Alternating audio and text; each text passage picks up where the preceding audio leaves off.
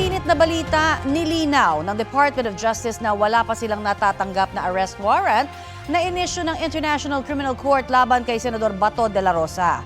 Kaugnay po yan sa anilay extrajudicial killings noong drug war ng Administrasyong Duterte.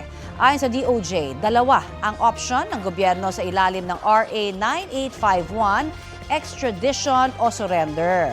Kumpara sa surrender o pagsuko, mahaba raw ang proseso ng extradition na dadaan pa sa ilang government agencies. Alinsunod sa inaprubahang panuntunan ng Supreme Court na epektibo simula kahapon, extraditable ang isang kaso kung ito ay may parusang kulong o deprivation of liberty sa Pilipinas at sa requesting state nito. Sa kabila nito, sinabi ng DOJ na handang tumalima ang gobyerno sa arrest warrant sakaling lumabas na ito. Bago nito kwinestyon ni ICC Assistant to Counsel, Attorney Cristina Conti ang pulisiyang yan. Applicable daw ba yan sa mga kasong may kaugnayan sa drug war lalo't hindi naman state ang ICC? Sa ngayon, wala raw komunikasyon ang DOJ sa Center for Transnational Crimes kaugnay nito. Wala pang komento ang kampo ng senador kaugnay sa sinabi ng DOJ. Isa pang mainit na balita, 6 ang naiulat na nasawi dahil po sa hagupit ng bagyong Uwan. Sa datos ng NDRRMC, kabilang sa nadagdag ang 3 taga Cagayan Valley at isa sa Western Visayas. 13 naman ang naiulat na sugatan. Kumpirmado na po ang isa sa kanila, ang batang lalaki sa Catanawan, Quezon, na naaksidente habang nasa evacuation center. Sa ngayon, pumalo na po sa mahigit 2.3 million ang apektado ng dahil po sa bagyong Uwan.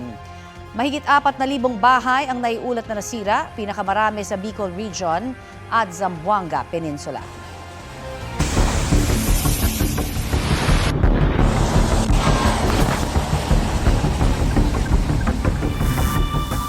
Sabi po ng Office of Civil Defense, malaking tulong sa kaligtasan mula sa epekto ng bagyong Uwan ang maagap na evacuation.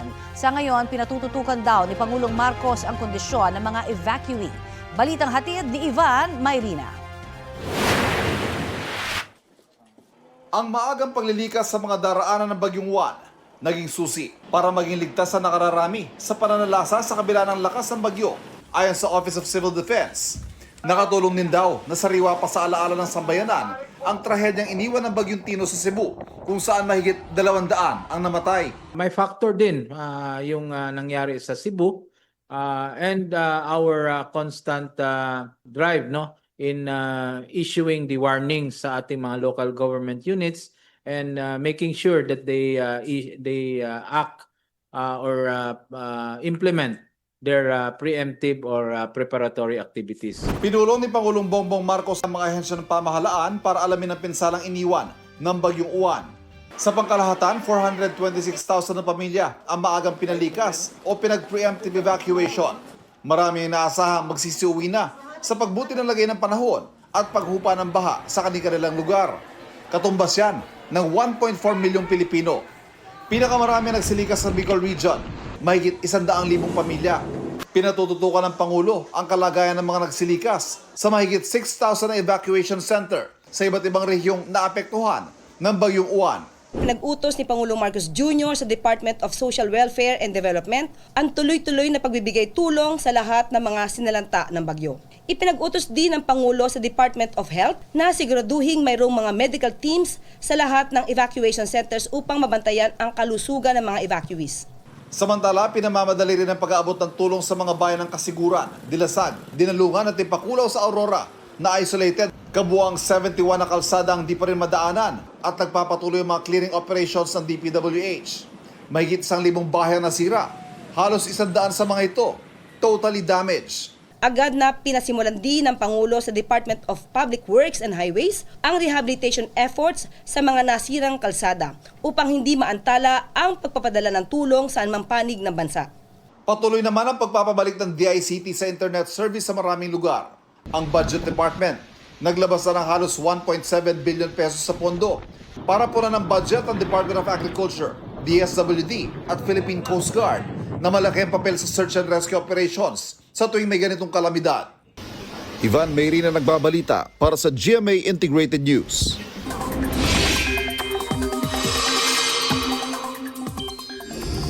Nasa labas na ng Philippine Area of Responsibility ang bagyong Uwan. Base po sa datos ng Pag-asa, posibleng maglandfall ang bagyo sa Taiwan bukas ng gabi. Ang Taiwan ay nasa loob pa rin po ng PAR, pero inaasahang hihina pa ang bagyo. Huling namataan ang bagyong Uwan 365 kilometers kanluran ng Calayan, Cagayan.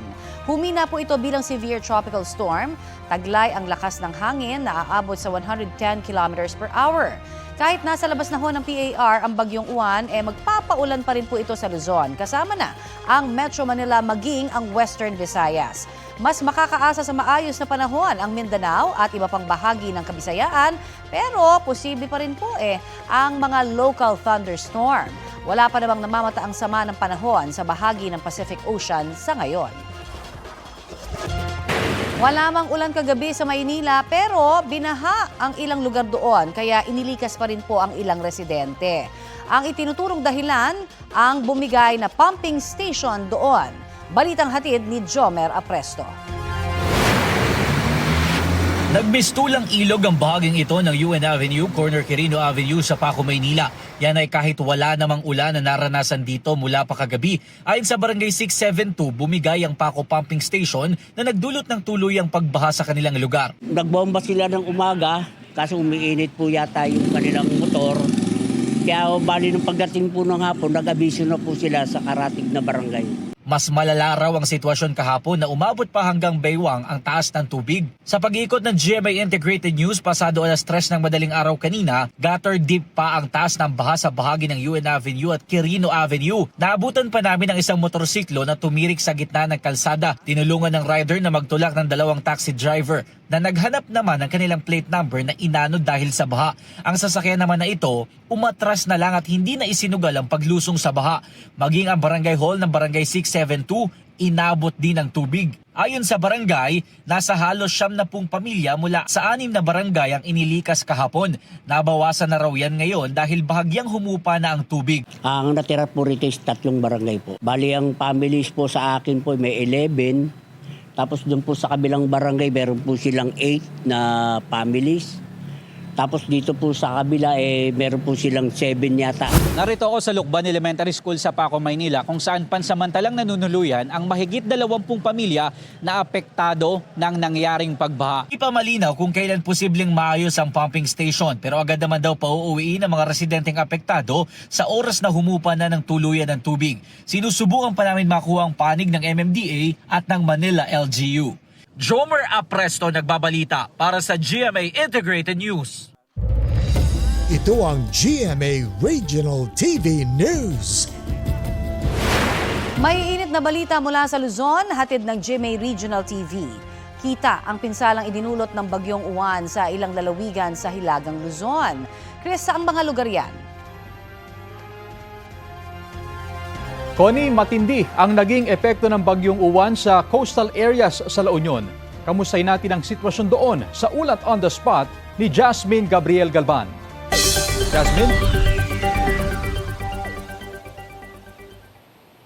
Chris, good morning. Apektado ngayon ang daan-daang pamilya matapos na maranasan ng storm surge sa ilang coastal town dito ngayon sa probinsya ng La Union. Sa bayan ng Agoo, nasira ang mga kubo, ilang kabahayan dahil na rin sa matindi at malakas na alon sa baybayin. Nasira din, Chris, ang ilang mga bangka dahil sa lakas ng alon sa dagat. Sa monitoring ng PDRRMO, aabot sa halos 1,000 na bahay ang nasira. Meron pang mga bahay, Chris, na kung saan ay pinasok na ng buhangin. Mahigit sa 20,000 na individual ang inilikas sa mga evacuation center. Karamihan sa ngayon ay nasa mga evacuation center pa rin. Wala pa ring supply ng kuryente sa halos lahat ng bayan dito sa probinsya ng La Union. Tuloy-tuloy din ang isinasagawa naman na clearing operation at restoration sa supply ng kuryente. Patuloy ang assessment ng provincial government, ganoon din ng iba't ibang local government units para maibigay din yung assistance sa mga apektadong residente. Samantala, Chris, update lamang ako dito sa aming kinaroroonan sa may Sitio Tawi-Tawi sa may Barangay Poro sa bahagi naman ng San Fernando City, La Union dahil ayon sa mga barangay officials, Chris, ay nasa may 100 na kabahayan ang nasira. Ito yung mga bahay, Chris, na nasa aking likuran. Nasa may 100 na bahay ang nasira dahil na nga rin sa lakas at taas ng alon sa baybayin o dahil sa storm surge. Bukod sa bahay, Chris, ay nasira din yung bahagi ng kanilang kalsada. Makikita natin yung kalsada nila ay talagang nagkaroon ng problema yan. Yan yung concern ng mga barangay officials dahil in case na merong mga emergency ay hindi agad makakapunta rito yung mga emergency vehicle dahil nga sa nasirang kalsada. Meron ding tugboat na mula sa dagat ay sumadsad sa kalsada dahil sa lakas at taas ng alon sa baybayin. Ako si Jasmine Gabriel Galban ng GMA Integrated News. Napatambay naman sa gilid ng kalsada ang mga taga-Birac at Tanduanes para maganap ng signal. Problema kasi doon ang communication lines sa lalawigan. Nananawagan na ang lokal na pamahalaan sa Catanduanes sa mga telecommunication companies na maayos na agad ang mga ito.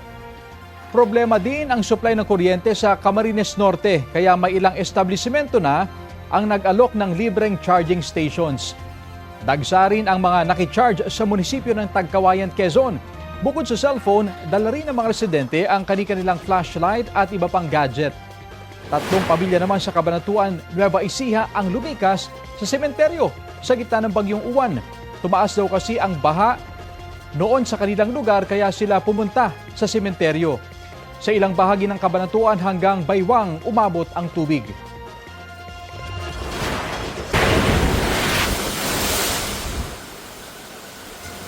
Malalakas na hampas ng alon ang naranasan sa ilang coastal barangay sa Iloilo City sa gitna po ng hagupit ng bagyong Uwan. Dahil dito, binaha ang ilang kalsada at bahay roon. Isa sa mga napuruhan ang barangay Santo Niño Sur. Nakakalat sa kalsada ang mga bato, buhangin, kahoy at iba pang debris na dala raw ng malakas na alon. Agad namang nagsagawa ng clearing operation sa lugar para hindi ito bumara sa mga daluyan ng tubig. Patuloy ang consolidation ng lokal na pamahalaan sa tala ng pinsala sa lugar. Sa ngayon, balik normal na ang biyahe ng bangka sa Iloilo City patungong Guimaras at pabalik. Gayun din po ang mga biyahe sa Iloilo Fastcraft Terminal, Dumangas Port, Fort San Pedro at Bayang Port.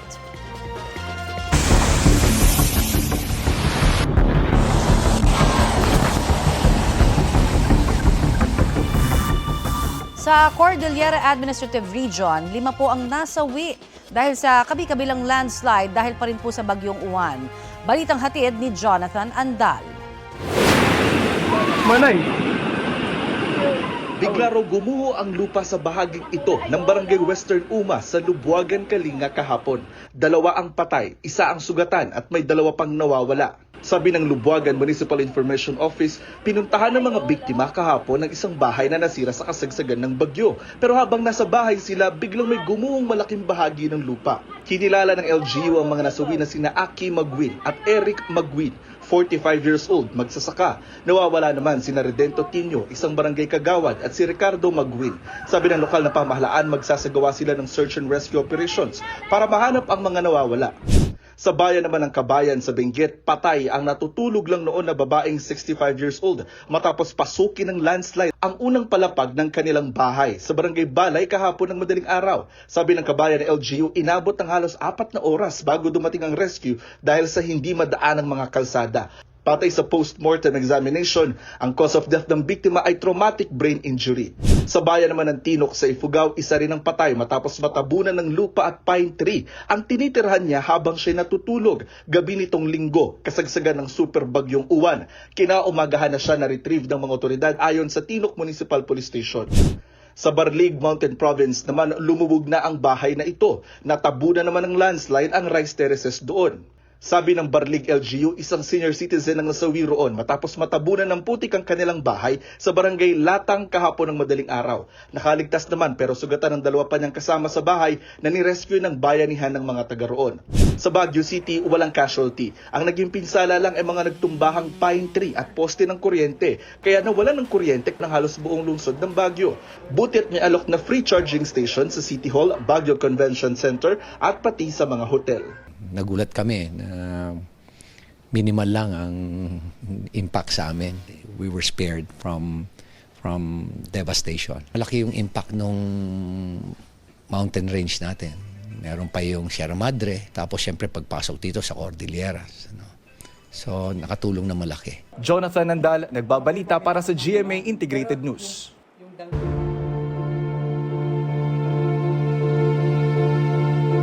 Nag-inspeksyon ang Department of Public Works and Highways sa Paco Pumping Station na bumigay kaya bumaha po sa ilang bahagi ng Maynila kaninang madaling araw. May ulat on the spot si Oscar Oida. Oscar? Raw ang pagbaha sa mga low-lying areas sa 36 na barangay na sineservisyohan ng Paco Pumping Station tuwing high tide.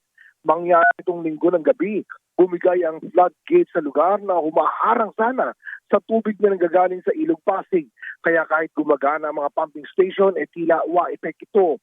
Kanina, nagsadya dito si DPWH Secretary Vince Dizon upang alamin ang sitwasyon at ayon sa kanya ay paiimbestigahan niya ito upang malaman ang naging sanhi. Pero ayon umano sa mga foreign consultants, ay posibleng sanhi ito ng sobrang lakas na pressure ng tubig nitong mga nagdaang araw. Pagtitiyak naman ni Secretary Dizon, may warranty pa ang naturang floodgate at gagawin ito ng foreign contractor na gumawa nito nang walang dagdag na gastos sa gobyerno. Posible umunong tumagal ng 14 days ang pagkumpuni, kaya ang plano ni Secretary Dizon ay makipag-ugnayan sa MMDA upang malagyan muna ng mobile pumps sa lugar. Connie? Maraming salamat, Oscar Oida. Update po tayo sa clearing operations ng DPWH sa mga lugar na apektado ng Bagyong Juan at iba pang issue. Kausapin po natin si DPWH Secretary Vince Dizon. Magandang tanghali at welcome po sa Balitang Hali, si Connie Season po ito. Magandang tanghali, Connie. Magandang tanghali po.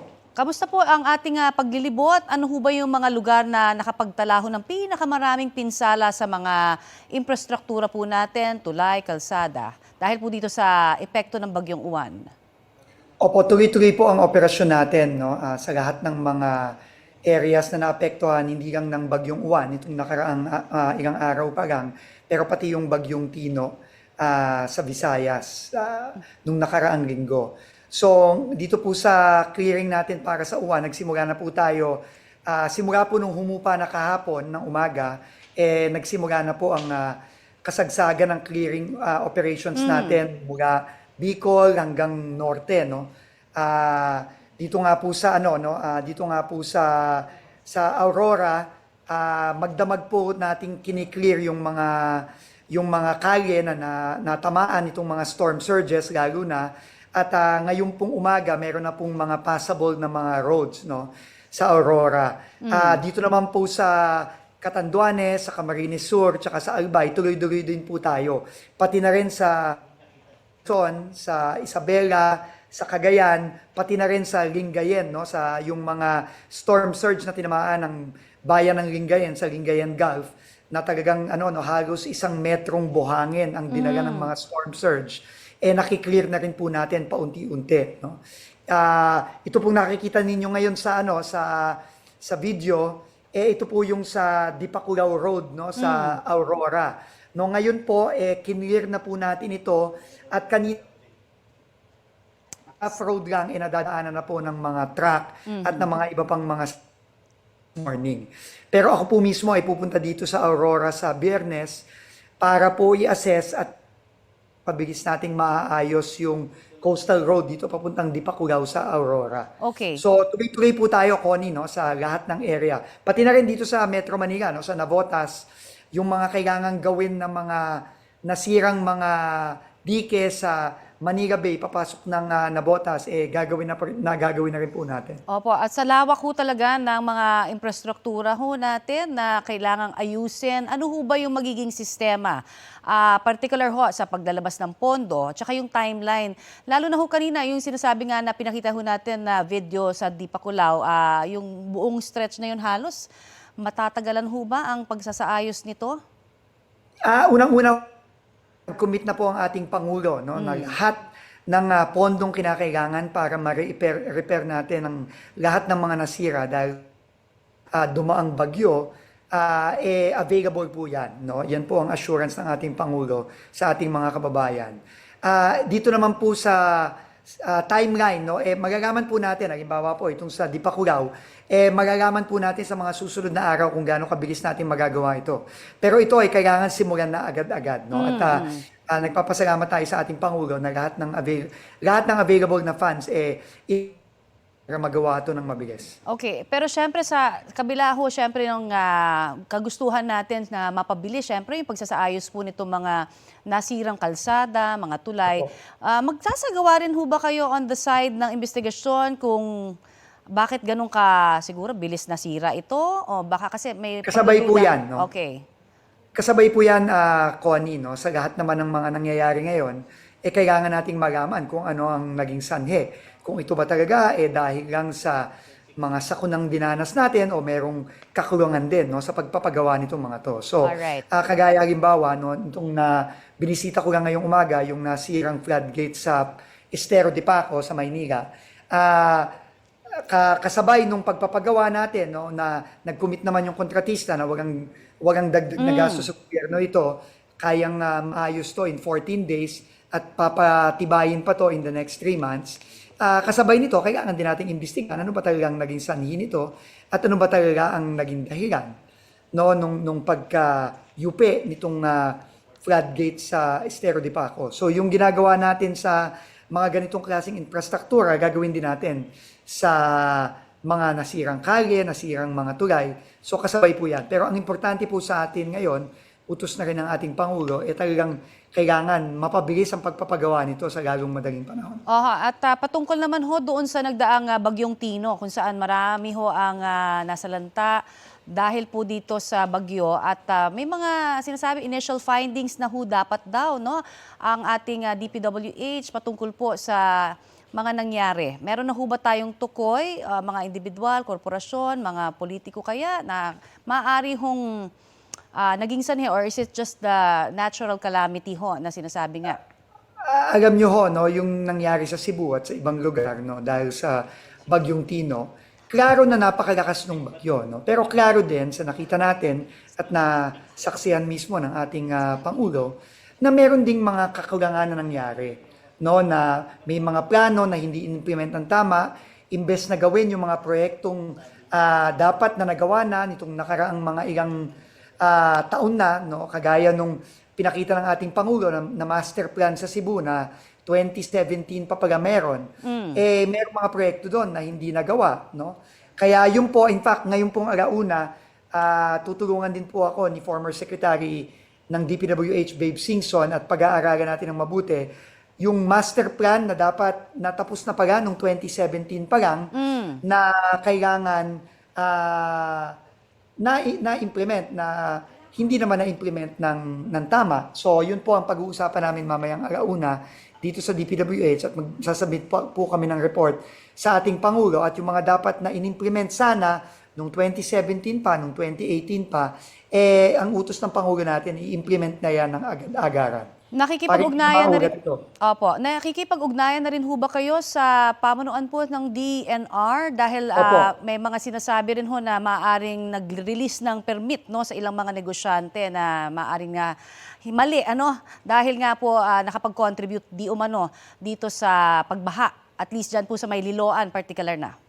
Opo, tayo po ay makikipag-ugnayan sa sa DNR at kung anong kailangan nilang tulong para i-assess kung yung bang mga requisitos o yung mga requirement o kondisyon ng kanilang mga ECC na i-release, natupad ba nitong mga kontratista. So handa po ang DPWH na makipagtulungan sa DNR para ma-assess ng tama ito.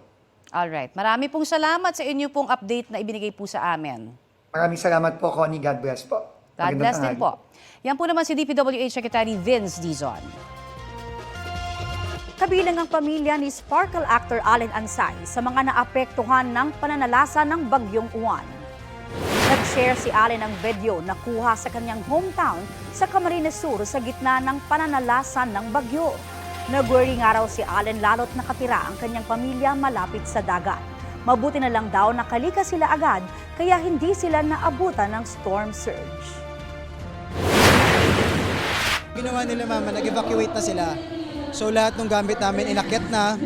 Tapos kumbaga mas inisip na nila kaysa isipin yung mga gamit, mas inisip nila mag-evacuate kasi mahirap na abutan ka ng dagat o abutan ka ng baha.